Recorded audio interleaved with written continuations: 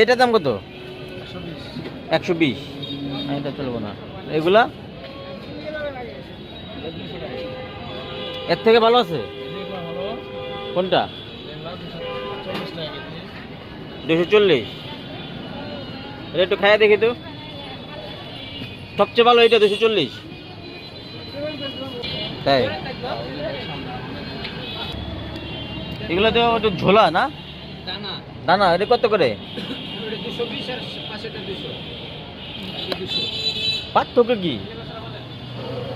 আপনার এই শক্তের মধ্যে ভালো কোনটা? এগুলা এটা কত? আরো ভালো নাই?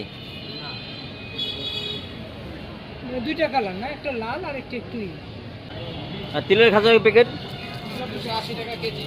কেজি না? ওইটা কেজিতে না? একদম